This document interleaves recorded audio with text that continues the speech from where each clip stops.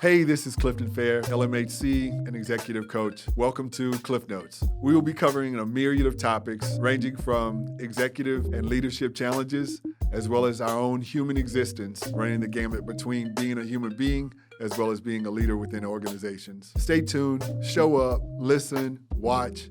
We want to make sure that you capture everything that we provide on this show because it's going to help make you better.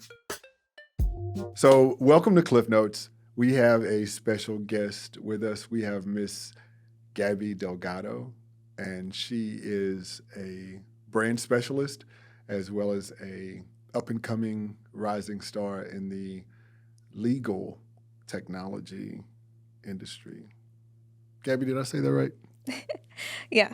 Perfect, sure. Perfect. Well, welcome. Really appreciate you coming to the show. Thank you. I'd like for you to tell our viewers a couple of things about you that maybe they should know. In regards to what, Cliff? Well, I'd like to actually capture maybe your current professional standings or position. Yeah.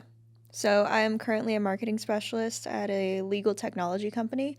I also do brand management, social media for a local band here in Austin.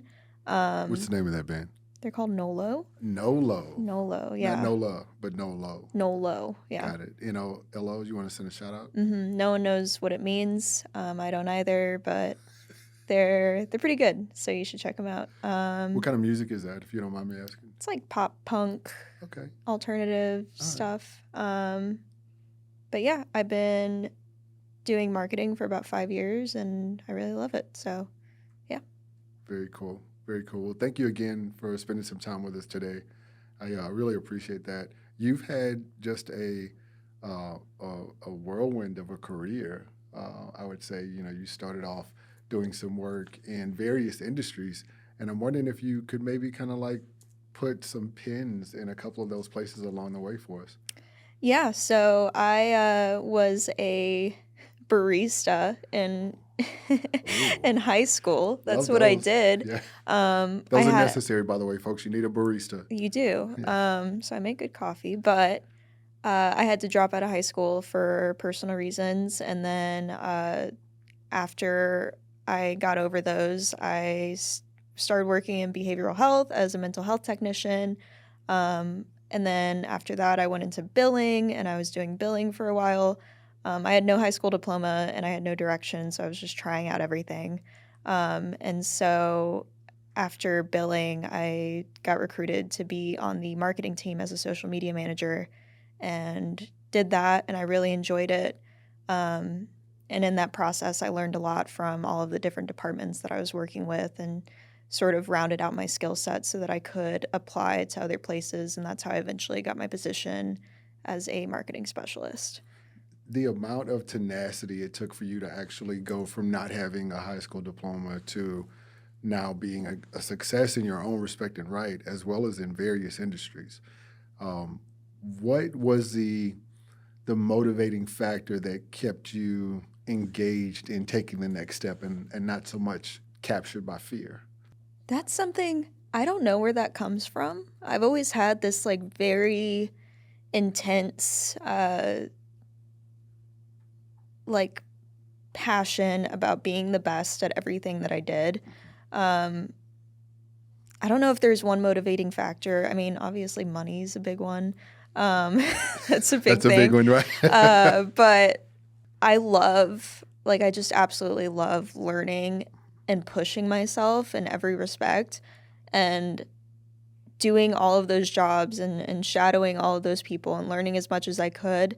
That was something that was genuinely enjoyable for me. And so I think that's where that motivation comes from, is like, what new thing can I learn and be good at? That hunger that you have is something that I know a lot of leaders hope that their staff and their team would actually embody, but it's somewhat innate for you.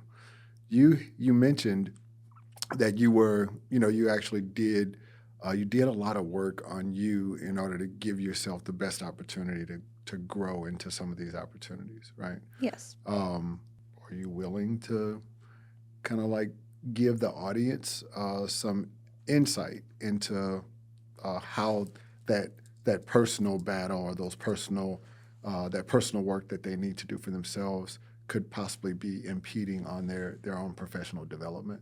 Yeah, I mean it's sort of dependent on what your battles are, I think, but um mine were, I mean, I had a myriad of things going on. I had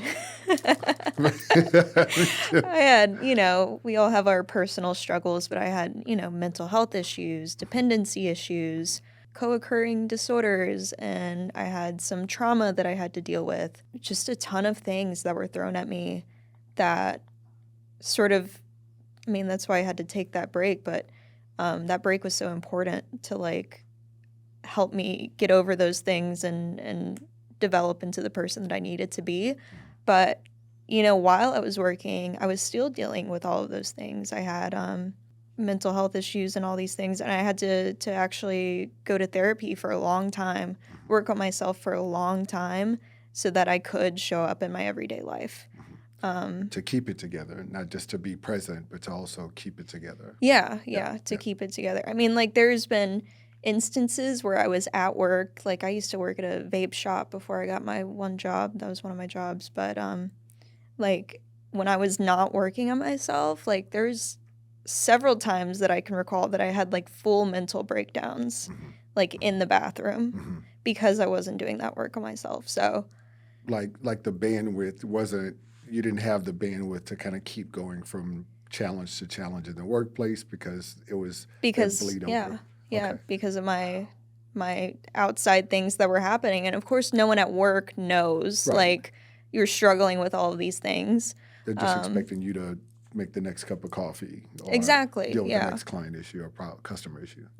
So, that was something that I had to work on, and I still work on it every day. Like, there are times where I have really, really shitty days at work, and I just have to, take a step, take a breather, take a time out, and realign myself so that I can show up the best way that I can. I feel like a lot of people, especially post-pandemic and definitely during the pandemic, really didn't understand and know how to take that break, right? So you being a person who's grown tremendously on the other side of the history that you were exposed to as a child, teenager, and then to be someone who is a success in our own respected right, but having done the work to grow to that place, you understand, know, and appreciate not only how to take breaks, but why they're important.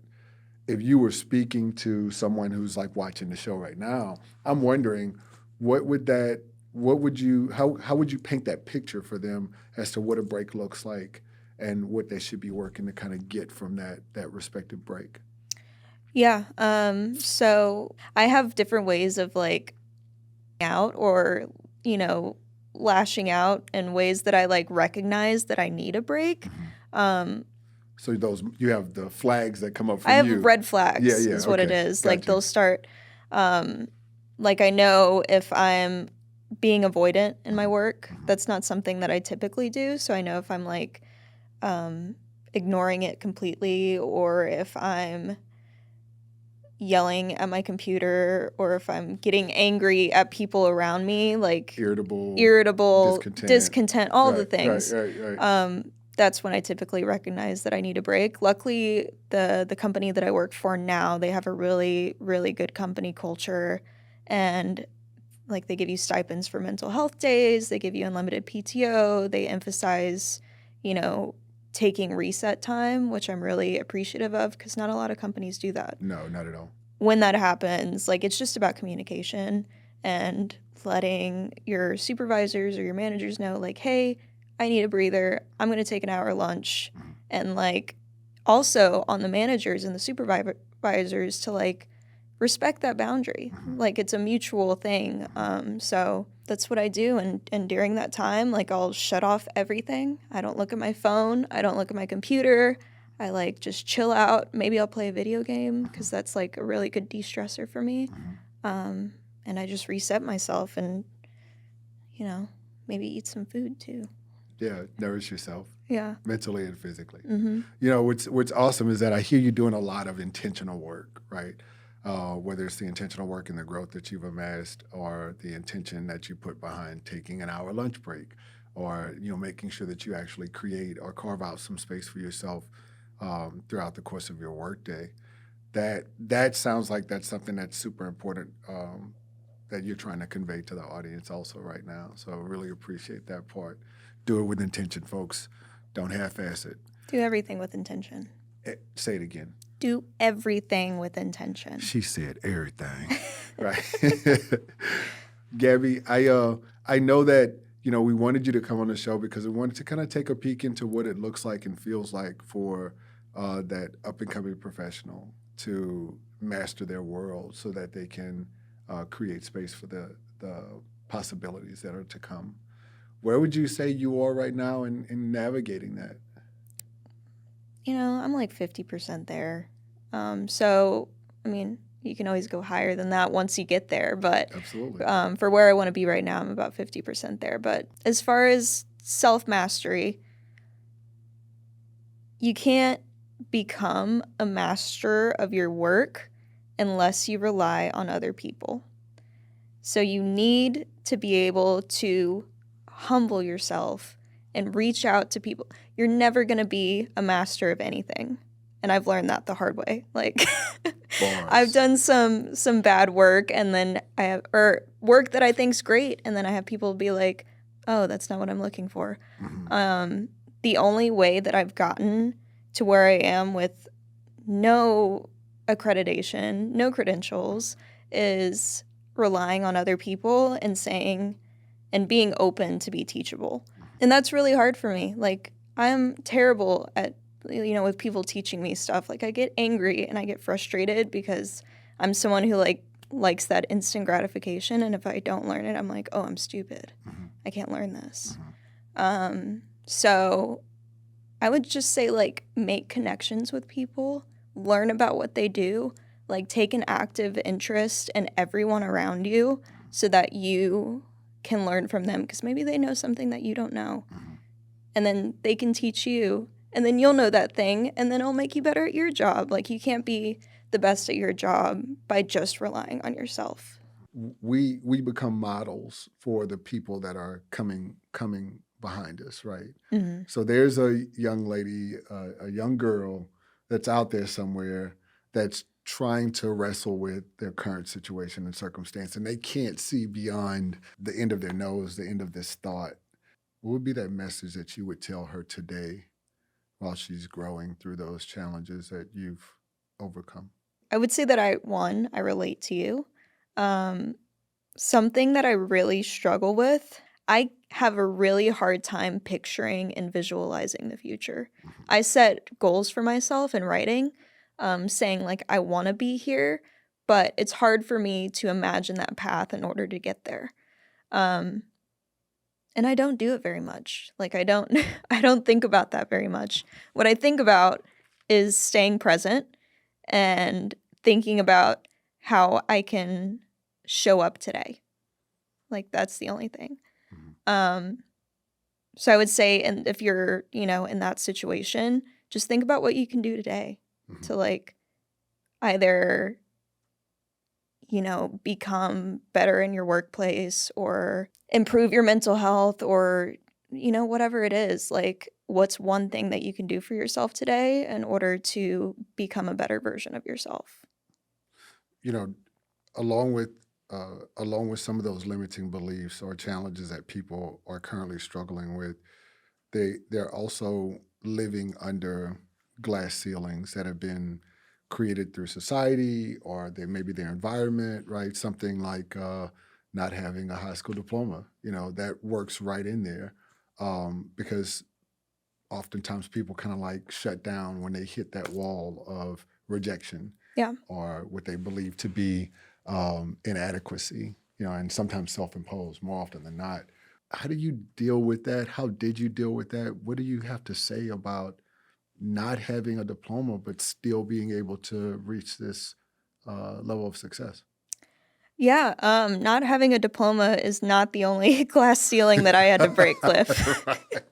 There were more. There was a lot. There was many glass ceilings. Like, number one, I'm a woman. Mm-hmm. Number two, I was really young when I started working full time. Like, Mm-hmm. I was, you know, How young were you? I mean, I started working at like 15, but, I was kicked out of the house at 18. So I was supporting myself, Yeah. paying Grinding. my bills, Yeah. like doing that stuff. So, I was really young. I didn't have a high school diploma. I had mental health issues that were very evident. Mm-hmm. Because I have like scars on my body and stuff. Like, there's just a lot of things that people saw me and they were like, oh, she's not going to get anywhere. And you know, the wild part about when you said the scars on your body, you had scars that were internal that people were still able to see because you were they were just so prevalent, Yeah. for you, on you, with you, right? Yeah. I mean, you knew me at that time. You knew that I was just like unsure and angry all the time. And like people could see that. They could feel it whenever I walked into a room. They're like, oh, she's pissed off. It's dark Like, in here, right? it's dark in got here. real dark. But yeah, there were a lot of ceilings that I had to break. I mean, the biggest thing that I found was helpful was the limiting beliefs. I have them all the time. I still have them. I still struggle with that. But I choose to surround myself with people who see better in me. I've been put in positions at work where people did not see the best in me. They were like, you're, a little dirtbag. Like, you don't belong here type situation. Marginalized, minimized. Yeah, exactly. Yeah. And those were hard times. Like, they were very hard. But that's when that skill that I built of like leaning on the people around me, reaching out to that community and that circle that I built was really valuable because I was able to, remove myself from those situations. If I couldn't resolve it, then you remove yourself. Like, it's that simple. And I know it seems super scary where you're like, I don't know what's going to happen next. I don't know what I'm going to do. But things have a really weird way of working out if you put in the work. A lot of people fall prey to that fear of the unknown. And I see you being a human being that leans into that in order to push past that fear and step into the possibilities. Super courageous woman, phenomenal friend. From what I understand, based on what your partner said about you, you're a great partner. Just a great human being. I really love the fact that you've been so open with us today. I love that we've been able to capture some of your story. I'm hoping that we really get a chance to offer this up to people who are walking through some of those same challenges that you've worked to overcome. If there was one thing that you would want to make sure that our listeners and viewers actually got a chance to hear from you, what would that be?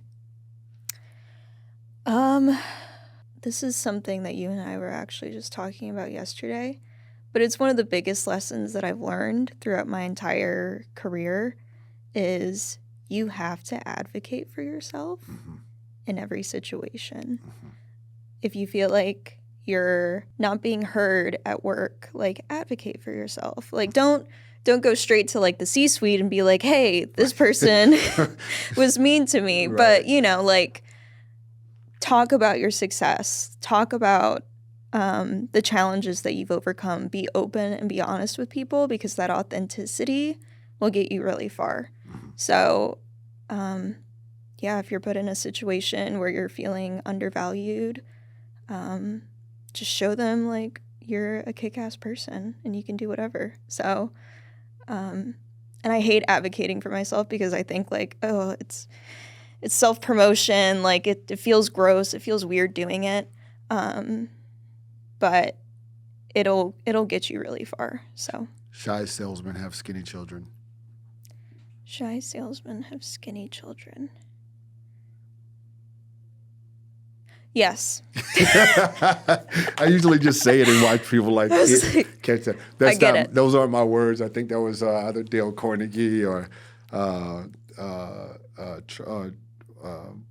whatever, one of the major sales gurus from before. So I wanted to say that to you. But that's exactly right. Like we literally, like on my Slack channels, like where I message people, like my boss was, like getting on to me, and someone who I consider my mentor was getting on to me because I wasn't doing enough like self-promotion in the channels. Like, and I was like, I don't want to send this to like 200 people and then like have them be like, who is this? Mm-hmm. And she was like, that's how people get to know you. And not just that, like in major companies, they don't know the resources that they have within their team. Exactly. One of the challenges that I have with the company currently is having the leaders communicate more effectively so they can share their respective resources with each other. Somebody's really good at sales techniques. Another person's really good at motivating staff. I mean, like all these things that they have, and they don't communicate intra-departmentally. Yeah. So it's super important that they communicate well, just as well as you communicate to them what you have to offer in order to help. Exactly. Yeah. They'll never know. And then they wind up hiring like somebody that's going to come in and tell you how to do it. And you're like, I've known how to do this for forever, but the people, if you're in a company of 1,000 people, they don't know. They really don't. They don't. They really don't. So I'm hopeful that that's another message that can actually be conveyed to the listeners and viewers. Self-advocacy. Yeah. Gabby, I really appreciate your time today. I'm hoping that we get a chance to talk again soon. I'd love to dig more into your brain about your experience in the corporate world compared to being a barista. Thank you for having me, Klif. I appreciate it. Yes, ma'am. Thank you. And that'll wrap it up for us on Klif Notes. You've just watched another episode with our special guest, Miss Gabi Delgado. Thank you for listening and thank you for viewing. We'll see you next week.